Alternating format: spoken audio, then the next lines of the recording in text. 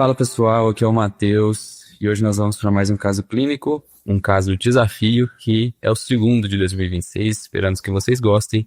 Suzane vai brilhar novamente nesse caso clínico. Oi, Matheus, tudo bem? Oi, galera. Estamos aí no nosso segundo caso desafio do ano, esperando sempre passar para vocês o máximo de um raciocínio clínico.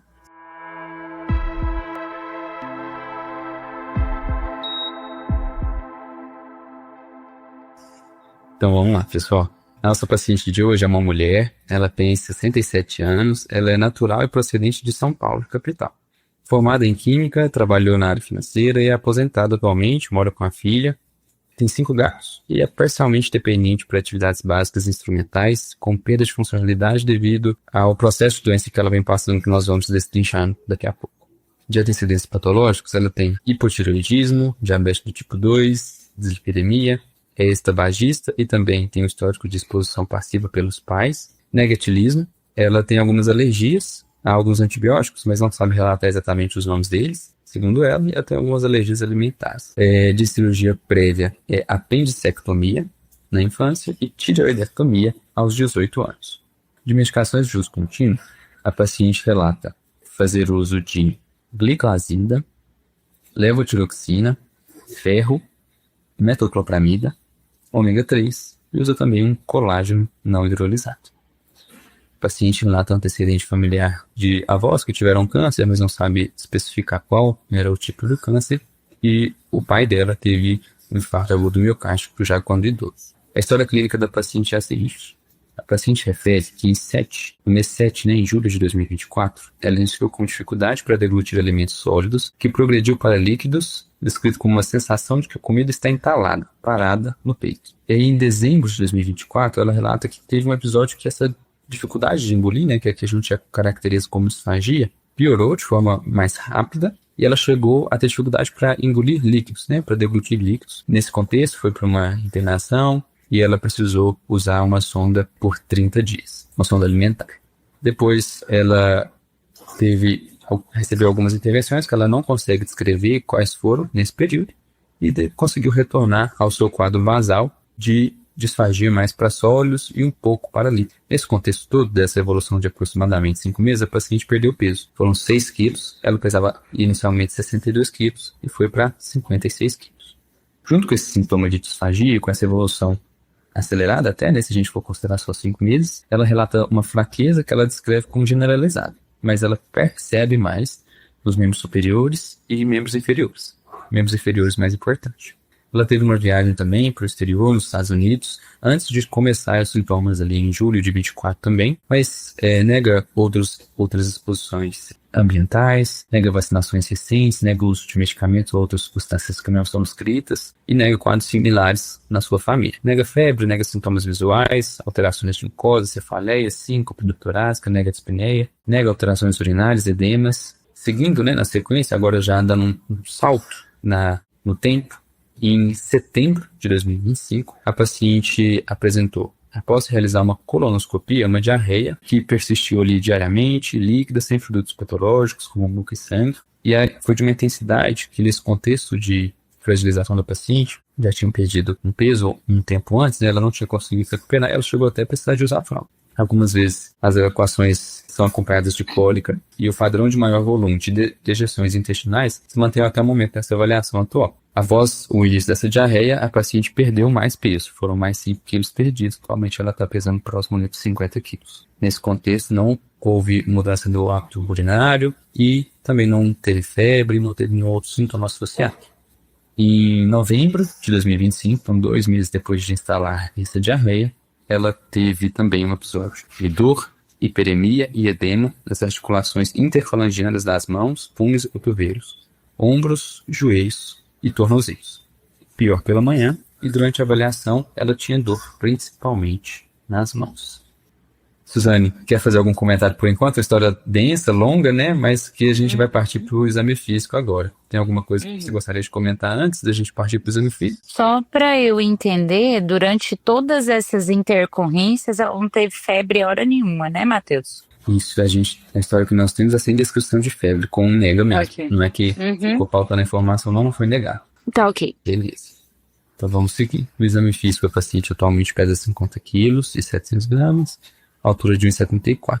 Então tá um índice aí abaixo do considerado normal. Uma pressão arterial 98/64, uma frequência de 66, um destro de 89. A ectoscopia é um regular estado geral, o paciente é febril, anictérica, sinótica, mucosas coradas, úmidas e sem edemas. Aparelho cardiovascular e respiratório, nada digno de nota à inspeção, à escuta. No abdômen é um paciente que tem ruídos hidroaéreos, abdômen plano, flácido, dolor à palpação, sem massa ou estromegalias palpáveis. No exame neurológico, a paciente está alerta, consciente orientada no tempo e no espaço, com produtos isocórticas fortes reagentes, sem alteração de motricidade ou os achais que possam se relacionar com de pares cranianos. De extremidades, ela tem uma força grau 5 de membros superiores e membros inferiores do ponto de vista proximal. Já no inferiores, ela tem uma força grau 4 para dorsiflexão do pé e flexão plantar. Sensibilidade tátil é preservada e simétrica em todos os membros e com a vibratória reduzida em árbicos e maléolos bilateralmente. Ela tem reflexos simétricos e preservados em membros superiores e reduzidos no patelar e no aquileu.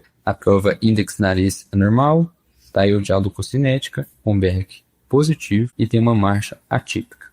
Nas mãos, que é uma queixa de dor durante essa avaliação, ela tem artrite de articulações interfalangianas proximais, punhos e tornozelos. Esse é o exame físico, Suzane. Como é que a gente vai começar a análise desse caso? Lista de problemas um pouco mais extensa dessa vez, mas a gente aí vai fazendo a limpeza dos dados para a gente seguir o nosso raciocínio. Como é que você começa? Matheus, então eu sempre falo que o começo é reconhecimento de quem é o nosso paciente, né? Então, a foto epidemiológica nos ajuda muito a entender o que está acontecendo e até mais para frente nos ajuda a triar os mecanismos que pode estar acontecendo, né? Então, a gente tem uma mulher que a gente colocaria aí na casa de 67 anos, né? Que você fala, então é uma idosa. Porém, aí vai ficar interessante a gente analisar no contexto do idoso se ela era uma idosa robusta ou uma idosa frágil, porque no contexto que a gente pega a paciente situacional, ela é uma idosa frágil, pelo que dá para entender a história, mas antes ela era previamente robusta, pelo que eu entendi, ela era uma paciente que executava todas as tarefas do dia a dia, não é isso? Isso, o que fragilizou ela foi esse processo de evolução. Da doença atual que a gente vai colocar. Então, uma idosa robusta, isso é interessante porque as limitações trazem, às vezes, complicações associadas. Com algumas comorbidades, mas aparentemente controladas, né? Há um citar aí do tratamento de algumas doenças crônicas, mas sem evidência de muitas complicações, né? Tem um DM e uso de uma sulfonilureia, leptiroxina e tratamento e outras medicações que a gente acaba considerando que está associado mais ou menos àquilo que nós vamos destrinchar agora, né? Que é no caso do ferro, ômega 3, metoclopramida, né? Então ela tem feito uso de algumas medicações nessa intercorrência. Mas assim, aparentemente doenças prévias controladas. Sim. Aí diante disso, a gente parte então para tentar entender o que é a nossa lista de problema.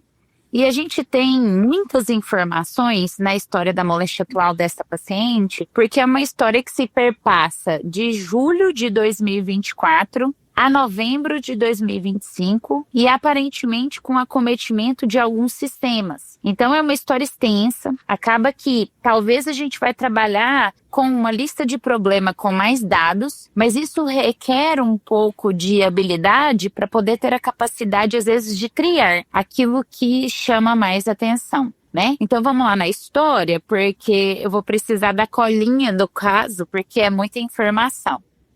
Então a gente tem aí um quadro que começa em julho de 24 a novembro de 2025, então a gente tem mais de um ano de história, né? E a gente vai destrinchar nesse um ano aquilo que seja mais interessante. Então ela tem uma dificuldade de deglutição, né, lá no começo da história, onde eu vou tentar, às vezes, talvez algumas coisas já organizar melhor, mas assim, uma disfagia para sólidos e para líquidos, né, uma disfagia progressiva de sólido para líquido. Acho que esse é o primeiro item da nossa lista de problema. Depois, a gente tem associação ao longo da história toda, uma perda de peso não intencional. em vários momentos é falado isso pra gente, e na contabilização, pelo que eu entendi, no exame físico atual é 50 quilos, e ela era uma paciente que tinha 62 no início da história, então aproximadamente nesse 1 ano e 5 meses, 4 meses, é uma perda de 12 quilos de maneira não intencional. O outro relato é uma fraqueza, principalmente de membros superiores e membros inferiores, destacando aí os membros inferiores. Com relação aí, a gente tem um novo evento na história, que é um quadro de diarreia aguda, né? E eu acho que essa diarreia aguda parece ter sido autolimitada, porque a gente não tem mais informações dela, né? E ela vem, então, aí com um quadro de diarreia desde o mês de setembro. Então, a gente atende ela no mês de novembro. Então, eu tenho 2 meses de diarreia, né? Então, parece ser uma paciente que tem um quadro de uma diarreia crônica. E aí, o que a gente percebe e que chama um pouco a nossa atenção é que ela parece falar que, eu não sei se foi da forma que eu entendi adequada, Matheus, mas o maior volume de evacuações seria o maior evento ou a quantidade? Como assim? Olha aqui que você fala, no caso, em um determinado momento, você cita assim, ó, padrão de maior volume de dejeções intestinais. Maior volume. Avaliação. Era isso que eu queria dizer, que a diarreia estava mantida até então. Tá ótimo, mas a questão do volume, assim, não ficou claro para mim quantas evacuações ao dia. Também na história que a gente recebeu também não tem. Ok, então.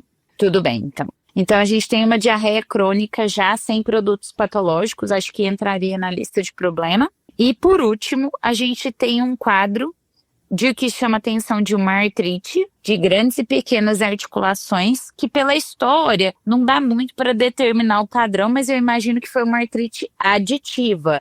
Não parece ser uma artrite migratória, pelo menos pelo que está escrito, deu a entender que apareceram todas mais ou menos juntas, e não houve uma melhora de uma e aparecimento de outra, pelo menos é o que dá a entender na história. Então, assim, apesar de ter uma história rebuscada, com falta de informações, eu acredito que no final disso eu tenho uma disfagia para todos os tipos de alimento em progressiva, né? De líquidos então de sólidos para líquidos. Eu tenho um quadro de uma diarreia crônica que se perpetua até o momento. Eu tenho o quadro de uma artrite de grandes e pequenas articulações, a princípio parecem ser aditivos, e tem uma fraqueza de membros inferiores, isso na história. Quando a gente vai passar para o exame físico, a gente tem um dado que chama a atenção no exame físico da paciente, vamos colocar lá só para a gente recordar. O exame físico do aparelho osteomuscular confirma, né, as artrites, a princípio, de pequenas e grandes articulações, porque ele fala em mão, punhos e tornozelos. Uma outra coisa que chama a atenção nossa é o exame físico, né? Neurológico, né, do aparelho periférico principalmente. Há uma perda de força com gradiente nos membros inferiores, né, com pior distal para proximal, e nesse contexto com os reflexos também simétricos, porém reduzidos, diferente dos reflexos dos membros superiores. Então, a princípio, no exame físico, o que a gente consegue de dado objetivo é topografar a fraqueza dela nos membros inferiores, e essa fraqueza dos membros inferiores parece ser uma lesão de nervo periférico. A gente está diante aí de uma neuropatia nos membros inferiores. A gente vai ter um pouquinho de dificuldade de interpretar essa sensibilidade vibratória, porque, ao meu ver, essa paciente tem artrite nos tornozelos, né? Então, houve uma tentativa de colocar a nível de hálux e maléolos, então eu não sei se é um dado que está totalmente fidedigno para nós, principalmente a nível de um exame físico onde a paciente tem uma inflamação nos membros inferiores. Eu fico um pouco na dúvida dessa informação. Da objetividade desse dado, né? Exato. Legal. Bem pontuado. Bom, Então temos 4 itens principais, né? E seus discriminadores, seus descritores, né? Então temos disfagia, temos artrite, perda de força em membros inferiores principalmente, distal, e temos essa diarreia. Aqui eu vou induzir um pouco o raciocínio, né? A gente já abordou perda de força, a gente já abordou diarreia, a gente ainda não abordou artrite e nem disfagia. Pode escolher aí. Não, eu acredito que seja interessante, mas acho que assim, eu sempre falo que qualquer item da nossa lista de problema tem que nos ajudar a chegar no diagnóstico, né? Eu costumo tentar entender qual foi o estímulo que levou o paciente procurar, né, a internação, ou qual que é o sinal ou sintoma-chave que chama mais atenção. Eu acho que nesse caso a gente tem algo bem objetivo, né? Que eu acho que talvez esse possa nos guiar mais como sinal ou sintoma-chave, porque de todos parece ser um dos mais objetivos e foi um dos primeiros sintomas associados, né? Que foi a disfagia. Legal. Então, a gente parte como a disfagia como o sintoma guia, mas é claro, gente, que nesse contexto de caso clínico e com informações, a disfagia não vai andar solitária do nosso raciocínio, né? Tudo que essa paciente tem vai permear aqui nosso raciocínio, porque a gente, ao mesmo tempo que a gente pensa, a gente vai tentando fazer associações com o nosso conhecimento, com os nossos scripts de doença, para aquilo que engloba, né? Tenta englobar a maior parte dos sintomas dos pacientes nos scripts de doença que nós conhecemos. Nós vamos avançar na investigação de uma dos problemas, mas sempre tentando linkar com o que a paciente também tem e com os achados que nós vamos ter. Então, vamos partir para a disfagia, Suzane. Como que você inicialmente vai abordar essa paciente do ponto de vista de complementação mesmo? Exames complementares, seja exame físico, seja exame complementar laboratorial, de imagem, enfim, vontade. Matheus, eu acho que disfagia acaba sendo um sintoma relatado, né, bem objetivo, né, porque é a incapacidade da deglutição, né, o paciente perde a capacidade de se alimentar. Então, o que a gente precisa saber sempre de informações importantes nesse contexto é como é descritivo, né, a disfagia, se ela é uma disfagia de transferência ou se é uma disfagia de condução, se ela é uma disfagia progressiva ou se ela é uma disfagia intermitente, e quais são os perfis de alimento que essa disfagia aparece. Eu acho que essas sempre vão ser 3 informações importantes para a gente poder fazer o discriminante de onde está o problema.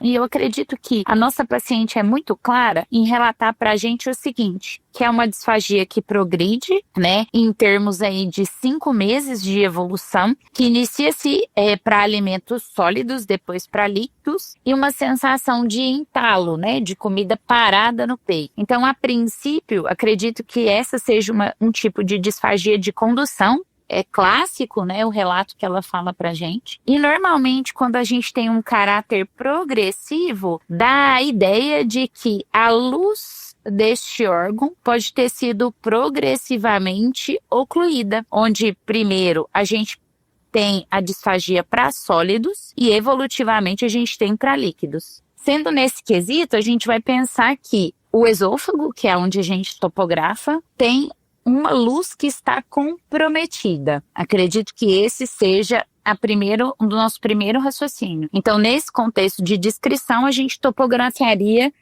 o esôfago como sendo o problema e alguma coisa acontecendo para obstrução mecânica desse esôfago. E aí a gente tem alguns mecanismos que possa acontecer e corroborar com isso, né?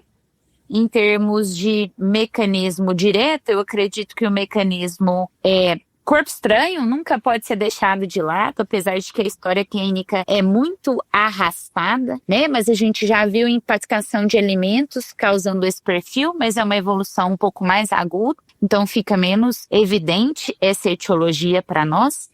De maneira geral, processos infecciosos subagudo crônicos, que podem gerar um processo inflamatório tão importante, com algumas estenoses ou subestenoses. A gente falaria aí, um dos principais exemplos, talvez a monilíase, mas a gente poderia ter outras infecções virais, por exemplo, o herpes, né, com úlceras nesse esôfago, o que poderia gerar aí uma cicatrização de um processo inflamatório ou até causar suboclusões nesse esôfago por conta desse processo inflamatório. A gente teria também uma etiologia neoplásica, né, onde esse esôfago poderia estar sendo obstruído diretamente por um tumor no esôfago ou por alguma compressão extrínseca, né, ao esôfago, talvez linfonodo ou algo no mediastino em que ele se acomoda, comprimindo esse esôfago de forma progressiva, dando ideia de alguma massa, e aí podendo estar localizada não dentro do esôfago, mas talvez até no mediastino. Em termos de mecanismos, eu acredito que esses seriam os principais dessa disfagia. E como a gente topografou, né, Matheus, no esôfago, eu acredito que o principal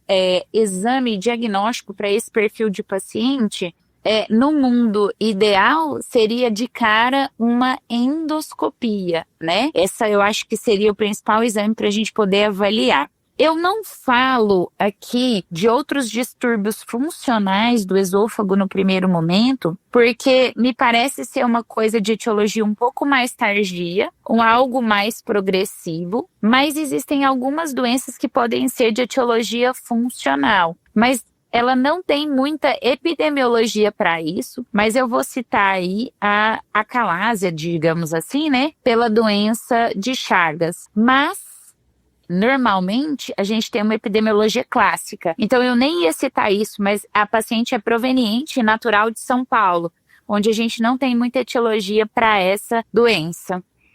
E os distúrbios funcionais fala um pouco menos a favor por conta da evolução dos sintomas, né? E eu vou dizer aí até mesmo por conta do perfil da paciente, pela idade onde ele está sendo manifesto. Mas pode existir os distúrbios funcionais do esôfago.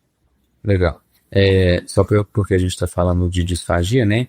É interessante que pela descrição da história do paciente, a gente conduziu todo o nosso raciocínio de topografia no esôfago e tudo mais pro caso da disfagia de condução, né? Mas é importante lembrar que ainda, né, antes a gente diferenciou, né, aí no seu raciocínio você diferenciou aqueles discriminadores entre transferência e condução, né? E a transferência, fala um pouquinho pra gente, só brevemente, quando que a gente vai pensar nas disfagias de transferência? Isso, a disfagia de transferência é a disfagia orofaríngea, né? Onde a gente vai ter queixas objetivas, normalmente pode ter uma sensação de glóbulos na região cervical, pode ter também episódios de engasgo, episódios de hipersalivação, de dificuldade de ingesta de qualquer perfil de alimento, até mesmo a saliva. Então, são sintomas um pouco mais altos, vamos dizer assim, onde o alimento não consegue sair da boca para o esôfago. Geralmente as etiologias são um pouco diferentes, a gente pensa muito no acometimento do sistema nervoso, de maneira geral, tá aí envolvida diretamente com essa transferência do alimento, né? Mas o principal são engasgos, né, os sintomas. Isso aí. E puxando um pouco a sardinha para mim, aqueles pacientes muito sarcopênicos, frágeis, eles podem ter uma perda muscular tamanha a ponto de perder musculatura cervical, de deglutição também. Isso leva a uma certa disfagia de transferência sem que isso seja um evento central. Só para fazer esse adicional. Bom, Suzana, então a gente tem uma endoscopia, né? O primeiro exame que você mencionou. A endoscopia é feita aí já com alguns meses de evolução. A primeira endoscopia, ela tem duas, mas enfim, as duas com laudos semelhantes. Endoscopia de abril de 25, com o esôfago normal, com o estômago com pré-aliado de corpo diminuído, com visualização de trama vascular submucosa, apresentando mucosa adelgaçada. E aqui ficou como uma gastrite atrófica essa descrição. Sem alterações perceptíveis, a endoscopia de estenose, algo intrínseco ou extrínseco, o esôfago, né, foi descrito com essas alterações. Ótimo, Matheus. Eu acho que só queria te perguntar de quando que foi a realização? Abril de 2025? Isso, já com alguns meses de curso de doenças. Certo, tá bom. Bom, eu acho que é interessante o resultado dessa endoscopia, porque perante aos restantes dos dados, eu acho que faz um pouco de sentido, né? A gente pode pensar talvez numa disfagia funcional, já que foi visto objetivamente nenhum compressão extrínseca, nem algum acometimento de mucosa que possa estar aí alterando o funcionamento desse esôfago na luz.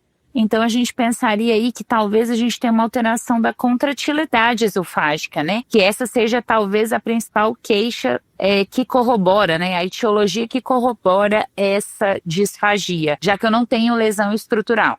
E para avaliação agora, né, dessa suspeita de uma alteração funcional, qual você acha que a gente complementaria?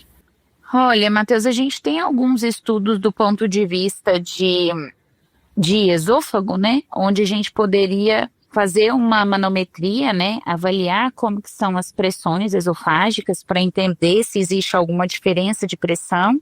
Eu acredito que seria isso. Bom, a paciente também realizou uma manometria de esôfago e no exame ela tinha 30% das degluções estudadas com contrações prematuras e uma múltipla. E aí, o descritivo da conclusão do exame era contrações prematuras e tendência em corpo esofágico, com os achados sendo compatíveis com espasmo esofagiano. Interessante. Tá certo. A princípio, a gente tem uma disfunção esofágica, né? Um espasmo esofagiano com 67 anos gera um pouco de estranheza, né, Matheus? O quadro clínico da paciente não é compatível com o espasmo esofagiano, né? Sim. Também, quando eu recebi esse laudo, não era o que eu esperava, confesso. Então, não faz muito sentido, né? Eu acho que a gente trava um pouco no raciocínio com relação à disfagia, né? Eu acho que a gente tem que abrir o campo, né?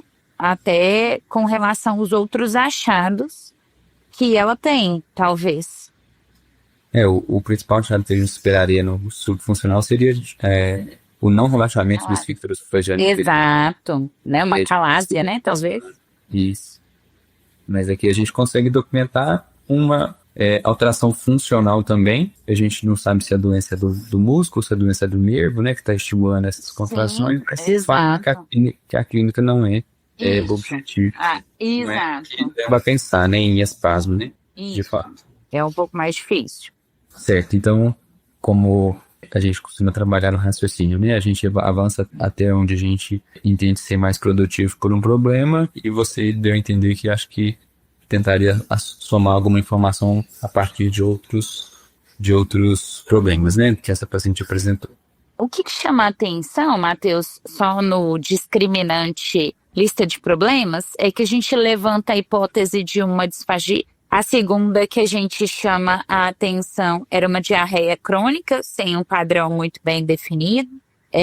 A terceira era uma perda de peso não intencional. E o quarto elemento que chama atenção é uma artrite de grandes e pequenas articulações. Quando a gente vai topografar onde está o problema, essa paciente situa para nós basicamente 3 sistemas acometidos. Eu não sei se você consegue organizar desse jeito, né? Então, o osteomuscular, vamos dizer assim, mas principalmente localizado nas articulações, ela tem uma queixa de fraqueza, onde a gente topografa uma neuropatia periférica, fica meio duvidoso se tem alguma alteração no cordão posterior da medula por conta da alteração vibratória. A gente tem uma alteração de uma diarreia que não deu muito a entender, mas faz parte do trato gastrointestinal. E ela tem uma alteração de disfagia, que também faz parte do trato gastrointestinal. De maneira geral, o que a gente tem acometimento? Sistema nervoso, trato gastrointestinal e osteoarticular, vamos dizer assim, né? Se a gente fosse topografar. Numa história mais arrastada, onde a gente pode pensar que o mecanismo aí seja aí inflamatório, acredito eu. Esse inflamatório sendo primário autoimune, sendo talvez um secundário paraneoplásico, ou até mesmo alguma doença autoimune, tá? E aí a gente traz, talvez, mudar o nosso referencial da lista de problema possa nos ajudar. Mas para isso a gente tem que ter uma história um pouco mais completa. só com base com o que tá, fica difícil. Então a gente refez algum dado da história, apareceu algum dado da história novo pra gente dar sequência, ou as informações da diarreia e da artrite são todas as que eu tenho na história. Bom, então a gente tem sim um achado adicional, que foi no retorno dessa paciente já com esses exames, foi identificado alterações no exame mais minucioso das mãos dessa paciente, né, que inicialmente o que chamou a atenção foi a artrite. A paciente tinha redução de pregas digitais com espessamento cutâneo de mãos e perda do pregamento. Ela também tinha uma discreta reabsorção e cicatrizes atróficas em polpas digitais. Bom, eu acho que condiz um pouco com o que a gente estava pensando, né? Que talvez uma reavaliação do quadro, porque como a história é muito robusta, de vários acontecimentos, num tempo muito distante, alguns acometimentos, a gente acabou de levantar assim, quando começa a ficar muito embananado, a gente tem que revisar a história, né, Matheus? E diante dessa história que você traz, algumas alterações do aparelho cutâneo articular, que chama atenção pra gente de um quadro específico de um acometimento de uma doença autoimune, né? E aí favorece aí principalmente o mecanismo que a gente estava falando. Então ela tem acometimentos, né, de maneira geral, desses aparelhos, e o mecanismo imune a gente tinha levantado de hipótese diagnóstica para ela. E aí, diante desses achados, a gente levanta uma possibilidade que é uma doença que pode acometer, né, articulação, pode acometer esôfago, apesar de que o resultado do exame não é o mais compatível, né, que a gente acredita ser nesta doença, mas eu acredito que a etiologia imune se prepondera aqui para essa paciente agora, Matheus. Sim. E vamos detalhar um pouco melhor como é que avança um pouco mais aí para quem está ouvindo ficar na mesma página sobre essa etiologia imune. Pessoal, então, o que a gente faz quando a gente se embanana em um caso, né? Porque não era muito bem esperado por mim o resultado desse perfil de manometria. Eu imaginava que seria uma outra coisa. Inclusive, no começo do relato do caso, eu já imaginei que estava mais ou menos tudo encaminhado para o raciocínio que eu tinha seguido. E aí, quando vem esse raciocínio de que não era exatamente o que eu estava pensando, eu resolvi rever a história clínica, né? E ao rever a história clínica, a gente pensa aí numa mulher de 67 anos com acometimento de alguns sistemas, que seria o trato gastrointestinal, osteomuscular e nervo periférico, certo? Nesse sentido, eu ainda estou pensando nos mecanismos de lesão. Então, eu pensei no mecanismo tóxico direto, é difícil. Ela tem uma doença crônica que poderia causar alguma dessas alterações que ela tem, mas menos a disfagia, que seria o diabetes. Então, algumas lesões de órgão alto pode causar nervo periférico, mas não faria artrite. Então, é difícil de eu pensar no diabetes como sendo a etiologia metabólica dessa doença. A outra etiologia seria imune primária, e aí a gente está falando aí, às vezes, de as colagenoses, né, artrite reumatoide, esclerodermia, que são todas essas caixinhas das doenças imunes primárias. A gente também poderia falar das paraneoplásicas e, para falar a verdade para vocês que estão aqui, tinha sido a minha principal hipótese no primeiro momento, quando é o caso relatado na minha cabeça, né, que tudo isso se justificava para isso. Mas eu acho que o resultado da análise do esôfago mudou um pouco o meu infarto.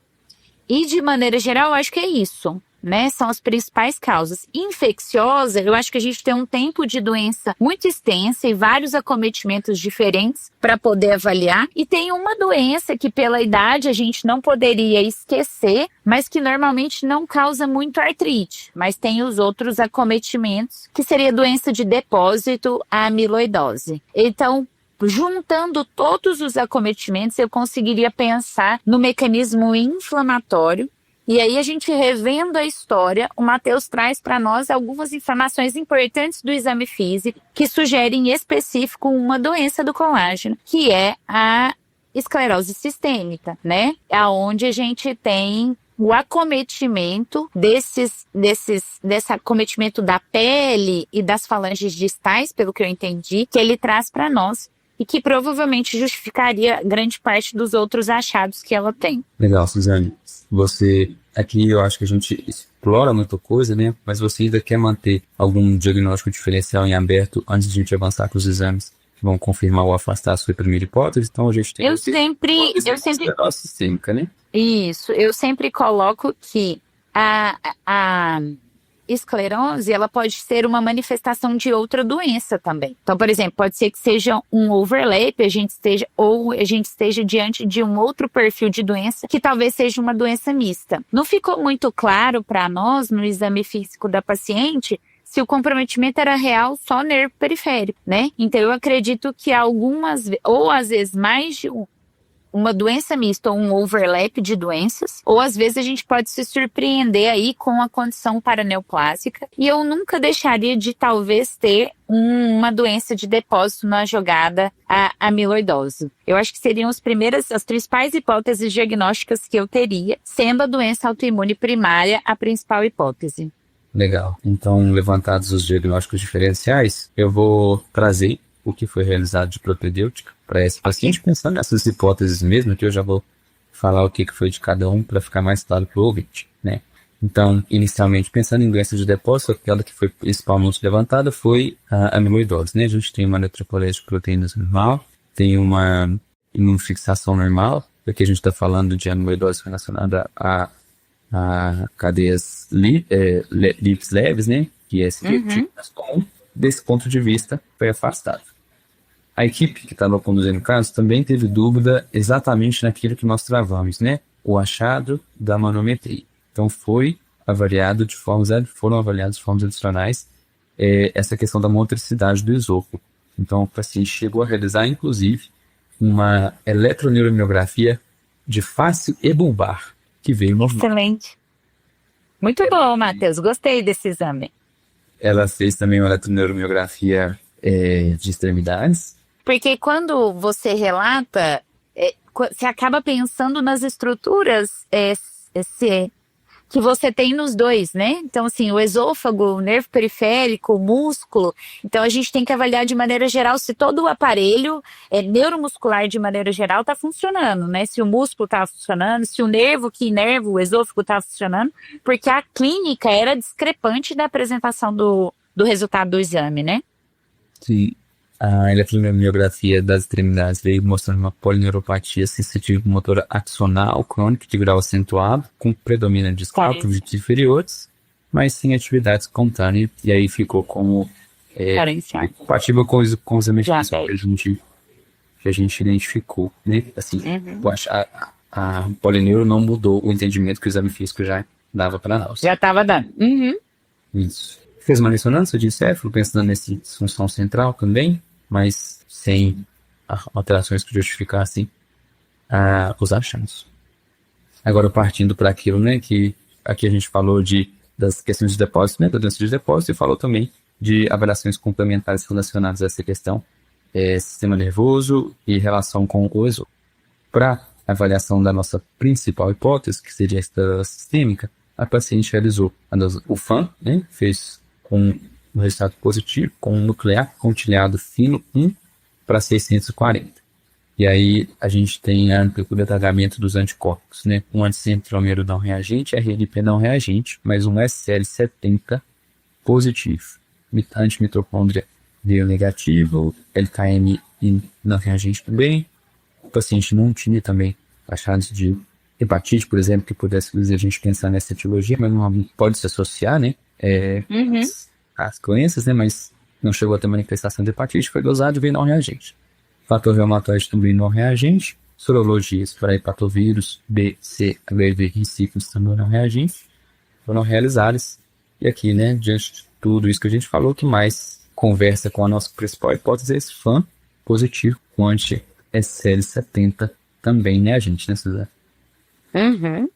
Matheus, eu acho que teoricamente, às vezes na história, o paciente passa para nós a história de um jeito e às vezes a manifestação não são as manifestações claras, né, e clássicas das doenças. A gente vai ter que ir atrás às vezes mesmo. Sim. Adicionando no que foi investigado, né, foi também feita uma, assim, aí já extrapolando para outras manifestações que essa doença, como a nossa principal suspeita, pode gerar, né. Foi feita a avaliação do parênquima pulmonar, para ver se tinha algum padrão de pneumopatia intersticial, mas não foi encontrado. E foi avaliado também...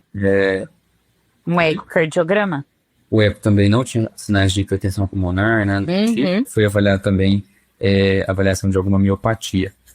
Mas não tinha sintomas muito que levava a pensar nisso, né? Mas também não foi documentado, CPK e aldolase normais. Para finalizar, na, na, na propedêutica da nossa paciente, ela também realizou uma coluna. Essa questão da diarreia ficou um pouco perdida aí na história, né? Mas veio Microscópio. um colite sigmoide inespecífica. Na biópsia do tecido veio como um aspecto reacional sem criptite. Então, aí um achar bem inespecífico, não foi nem aquela descrição típica também de uma colite microscópica, mas fica no ar aí, assim, pode ser até por perda de peso, né, talvez. Eu acho que às vezes atrofia das velocidades, baixa absorção da alimentação, né, por conta dessa disfagia, era uma paciente que não estava alimentando direito, né? Suzane, então fechamos, né? Você quer fazer um fechamento a respeito desse caso que é complexo, né? Mas eu acho que precisa de uma organização final para a gente concluir. Sim, eu acho que aqui é um caso que tem uma história que do dia a dia, né, Matheus? Eu acredito que todos nós que coletamos história dos pacientes, às vezes a gente se depara com histórias longas, períodos longos de adoecimento, e com base em todas essas informações, o que a gente leva para frente para poder analisar. E às vezes a gente vai se deparar em momentos em que a gente vai chegar numa encruzilhada realmente e que nós não vamos conseguir sair, e é para isso que a gente tem que usar os nossos recursos do raciocínio clínico. Então é parar primeiro, rever a história e rever na sua lista de problema qual é o próximo passo, porque uma das coisas que mais chama atenção para nós na história, e que eu acredito que foi definidor, foi, primeiro, o exame que a gente pediu não deu o diagnóstico que a gente queria. O que a gente vai fazer? Vamos voltar na história de novo e analisar os dados. E adiante disso, a gente levantou as nossas hipóteses que poderiam estar acontecendo nesses vários locais do que estava acontecendo. E a gente reviu o exame físico da paciente. E o exame físico da paciente traz um dado muito importante que é definidor, né, na questão da hipótese diagnóstica. Tá? Então eu acho que a gente está diante aí de um quadro de uma esclerose, né, com um acometimento aí do trato gastrointestinal. Não fica muito claro pra gente, mas eu acredito que essa axonal crônica pode ter sido uma carencial e do diabetes, né, que são doenças que essa paciente tem. Ela teve um grande perda de peso aí, né, no tempo todo, e emagreceu 50 quilos, então acredito que a polineuro dela não está muito associada a isso. E as artrites podem estar associadas ao quadro inflamatório. Então acredito que o grande fator confundidor talvez tenha sido a forma com que ela apresentou para nós a disfagia e a forma com que o exame traz para nós, né? Então a gente não se conformar com o dado do exame também é interessante, né? Faz parte a gente questionar um laudo e não aceitar ele plenamente, porque a gente na nossa análise chegou nisso.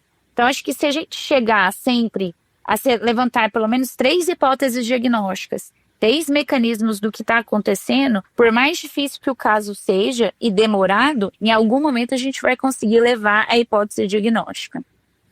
Isso que você falou me fez pensar assim, quão importante é a gente saber o que esperar de um exame quando a gente pede ele, né? Exato, o valor preditivo, né? O valor preditivo dele, né? Para a sua hipótese diagnóstica, né?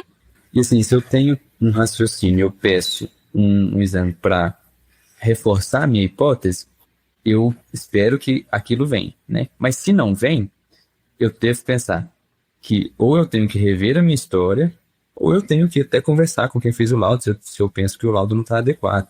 Porque muito que a gente vê é a pessoa lê aquele laudo, acredita que lá como uma verdade absoluta e vai na onda daquela informação. Não repensa, não refaz o exercício, nem julga o raciocínio. E acho que isso faz todo sentido no nosso caso de hoje. E mesmo porque, dando aí, né, até corroborando com tudo que a gente prega aqui no Pulso de Clínica, né, quando a gente levanta uma hipótese e tem uma probabilidade pré-teste, a gente faz o teste para confirmar, né? Normalmente, nós não ensinamos a fazer os testes para excluir. A gente faz os testes para confirmar. Então, se a probabilidade pré-teste é alta e o teste vem totalmente diferente do que a gente está pensando, a gente tem que perguntar assim, aonde está errado? certo? Eu acho que esse é o principal. Exato, a gente tem que voltar na história, voltar no exame físico, tentar elaborar um outro raciocínio para poder chegar. Porque assim, apesar da disfagia ser algo da doença, você vê que a descrição que essa paciente executa não é a disfagia clássica de a doença que a gente dá o diagnóstico para ela, certo? Que normalmente esses pacientes têm uma intermitência de disfagia, né? Eles não são tão progressivos dessa forma na história, a ponto dela precisar de uma sonda em tão pouco tempo. Então isso me assustou um pouco a história natural que a paciente conta pra gente da disfagia. Mas vivendo e aprendendo, né? Esse é um caso que me deu uma travada. Caso interessante, caso interessante.